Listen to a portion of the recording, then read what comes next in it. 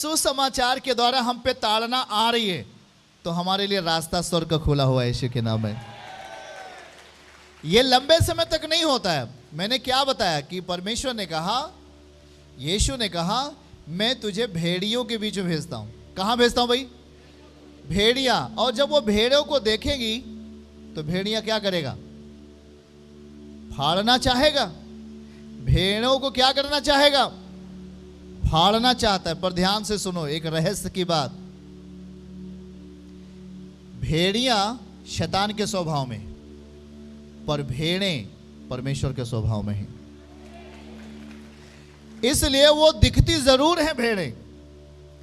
भाई कोई हमें गाली देगा तो हम किसी को गाली नहीं दे सकते, हम अपना मुंह खराब नहीं करेंगे, क्योंकि हम भेड़ें जरूर हैं, पर हम भेड़ों के अंदर सर्वशक्तिमान वास करता है। कोई आपको दो बात कहे, कोई आपकी बुराई कहे, तो भाई हमें उसको जवाब नहीं देना। हमें अपना शरीर, अपना ओंठ नहीं गंदा करना, जिन ओंठों से हम प्रभु को महिमा देते, क्योंकि ये हमारे ओंठ शक्तिशाली हैं।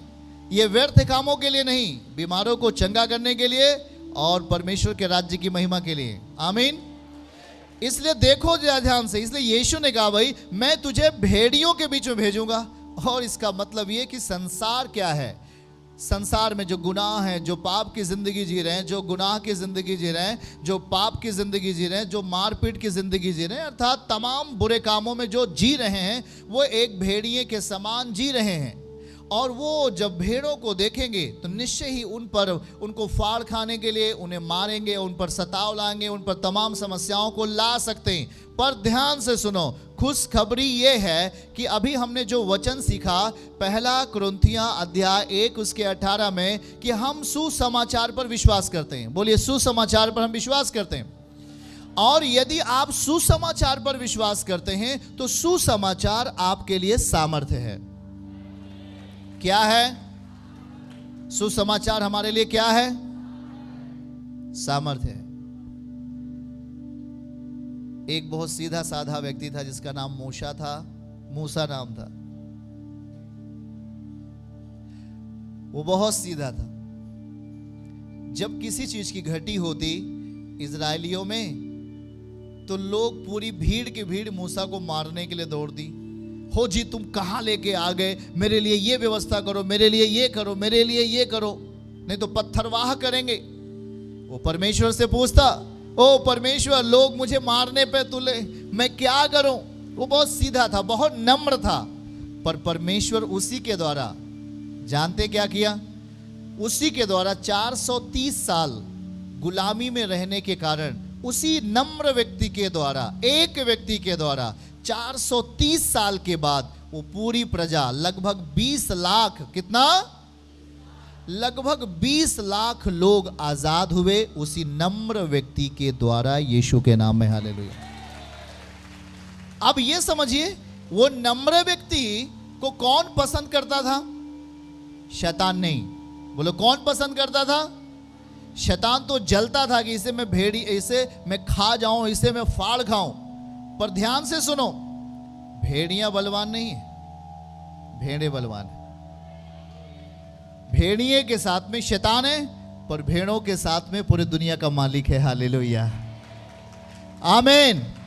यही है, आप जब सुसमाचार पे भरोसा रखते हैं तो आप भेड़ के समान जिंदगी जीते हो, सिंपल और साधारण, या हम कहें नम्रता के स्वभाव में, दीनता के स्वभाव में हम जीते हैं। पर यही नम्रता और दीनता आपको उठा के ऊंचा करेगी। हालेलुया। जल्दी से इस पद को पढ़ो, नोट करो। और वहां पर लिखा है, पढ़ेंगे भजन 37 अध्याय का 34वीं आयत। देखो पढ़ो क्या लिखा वहां पर।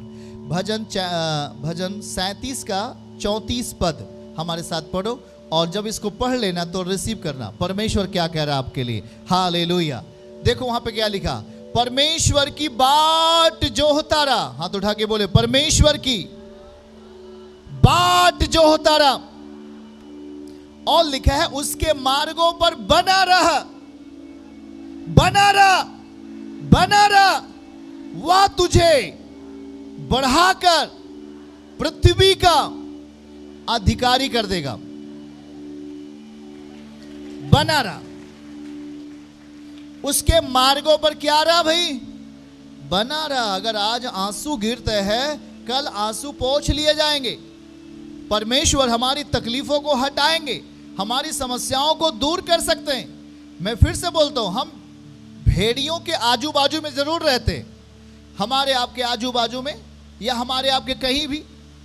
हाँ, वो शैतान हमें फाड़ना चाहता है, शैतान हमें गिराना चाहता है, हमारे विश्वास को चुराना चाहता है, पर परमेश्वर के साथ उसके सुसमाचार पर विश्वास करने के कारण आप उस भेड़िए से 100 गुना बलवान है। हालेलुया, यीशु के नाम में हालेलुया। 100 गुना मैं कहता हूं आप उससे बलवान हो। आप जानते हैं कि फिलिपियों की किताब में क्या लिखा है, 2 अध्याय और उसके 6 पद से हमारे साथ पढ़िए। और देखो, मैं आपको पढ़ के सुनाता हूं वहां से क्या लिखा हुआ है। फिलिपियों अध्याय 2 और उसका 6 पद से हमारे साथ पढ़िए। जिसने परमेश्वर के स्वरूप में होकर भी, परमेश्वर के स्वरूप में होकर, यीशु किसके स्वरूप में थे? उत्तर बताइए आप लोग। परमेश्वर के स्वरूप में थे। ओ, जिसने परमेश्वर के स्वरूप में होकर भी परमेश्वर के तुल्य, मतलब परमेश्वर के जैसे होने को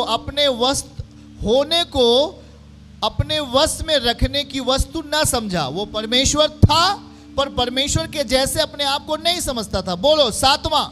और उसके बाद क्या लिखा? वरन अपने आप को ऐसा शून्य कर दिया। क्या कर दिया? शून्य करने का मतलब नम्र, अपने आप को नम्र बना दिया और दास का स्वरूप धारण किया। किसका स्वरूप? यीशु मसीह दास का स्वरूप धारण किया, क्योंकि उसने अपने चेलों के क्या धोया? पैर धोया कि नहीं धोया?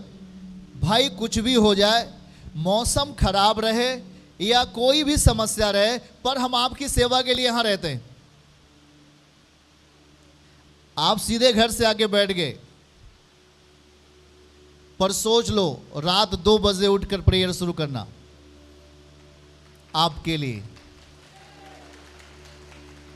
ताकि मेरे बेटे और बेटियां, मतलब परमेश्वर की संतानें, वो स्ट्रांग बन के जाए, कमजोर बन के ना जाए, यीशु के नाम में। आप समझो इस बात के लिए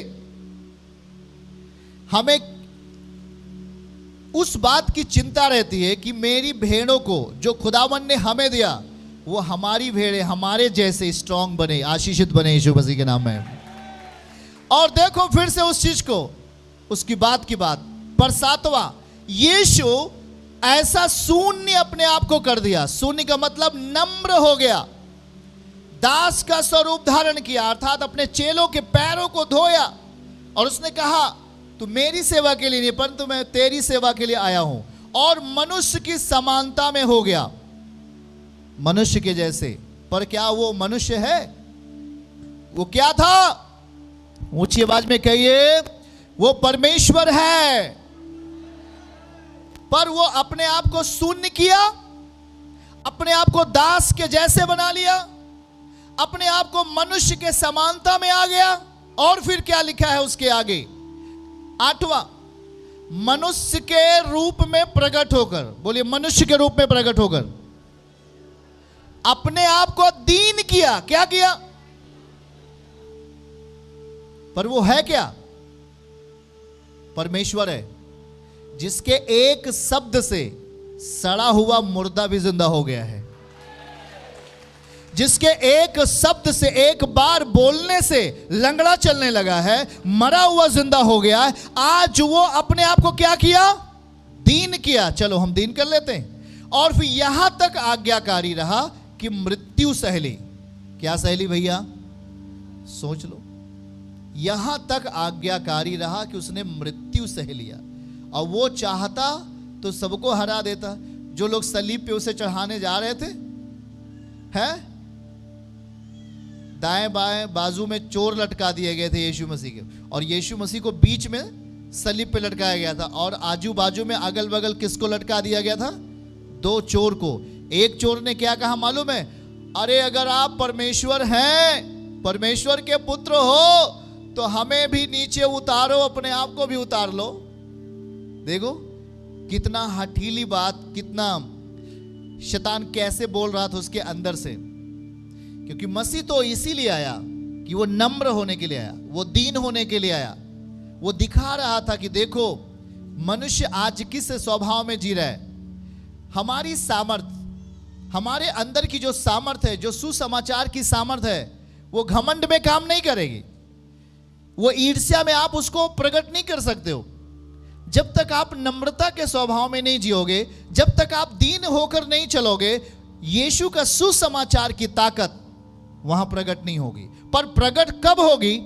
फिर से देखो, यहां प्रकट होगी। मनुष्य के रूप में प्रकट हुआ, अपने आप को दीन किया। क्या किया? बोलो, दीन किया। और यहां तक आज्ञाकारी रहा कि मृत्यु सह लिया। क्या सह ली भाई? आज कोई गाली नहीं सहता। आज किसी ने गाली दे दिया, ओ जी हम नहीं चर्च जाएंगे आज, अब हम प्रार्थना में नहीं जाएंगे, हमको गाली हमको दे दिया गया। पर यहां यीशु ने क्या सहा? मृत्यु सह लिया, मृत्यु सह ली।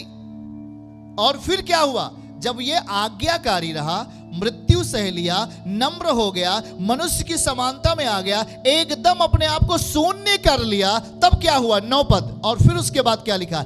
इस कारण, हाथ उठा के बोलो, इस कारण। किस कारण? किस कारण? इस कारण कि उसने अपने आप को, वो परमेश्वर होकर अपने आप को क्या कर लिया? इस कारण।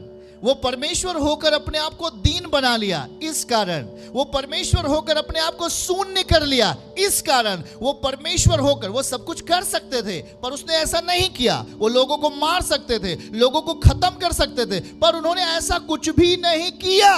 इस कारण वो सब कुछ सहते रहे, इस कारण लोग उन्हें गाली देते रहे, लोग उनके ऊपर थूकते रहे, लोग उनके बाल को, उनके दाढ़ी को नोचते रहे, पर वो अपने आप को दीन किया, अपने आप को शून्य किया। इस कारण परमेश्वर ने उसको अति महान किया और वह नाम दिया जो सब नामों में ऊंचा है। हालेलुया। आपको समझ में आ गया? ऑनलाइन सारे लोग, आपको समझ में आया? देखो वो जी, किसी ने कहा यार आप जब से यीशु को जान लिया, क्या यार आजकल सिगरेट उगरेट नहीं चलता आपका, क्या बात है भाई? वो जी, जब से यीशु को जान लिया आप किसी को गाली तक नहीं देते हो, किसी को आप शब्द नहीं बोलते हो, क्या हो गया आपको? जानते हो मुझे क्या मिल गया? सुसमाचार मिल गया। सुसमाचार मतलब यीशु मसीह। और यीशु मसीह का कैरेक्टर यही था, वो अपने आप को शून्य कर लिया। आमीन। शून्यता का मतलब वो अब गाली देने वाले को गाली नहीं दे सकते, उसने शून्य कर लिया अपने आप को। अब वो पाप के सहभागी नहीं होंगे, अब वो व्यभिचार के सहभागी नहीं होंगे, अब वो गलत चीजों के सहभागी नहीं होंगे, अब वो किसी गलत चीज में, किसी गलत चीजों के साथ अपने आप को नहीं जोड़ेंगे। वो एकदम शून्य हो गया। और लास्ट का पद दिखाओ, जब अपने आप को शून्य कर लिया। इस कारण, यहां लिखा है इस कारण, इस कारण परमेश्वर ने यीशु को अति महान किया। हालेलुया। तो क्या आप महान बनना चाहते हो कि नहीं? आप परमेश्वर के राज्य में चिन्ह बनना चाहते हो कि नहीं?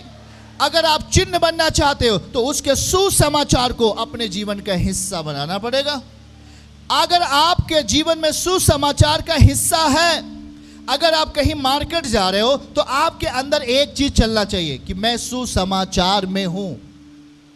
अगर आप अपने घर का काम कर रहे हैं तो आपके दिमाग में एक चीज होना चाहिए कि मैं सुसमाचार में हूं। अगर कोई घर का व्यक्ति बीमार हो गया या कुछ भी हो गया, आपके अंदर एक चीज चलना चाहिए, मैं सुसमाचार में हूं। और एक दिन वो टाइम आएगा, ये वचन पूरा होगा। दिखाओ 9 पद।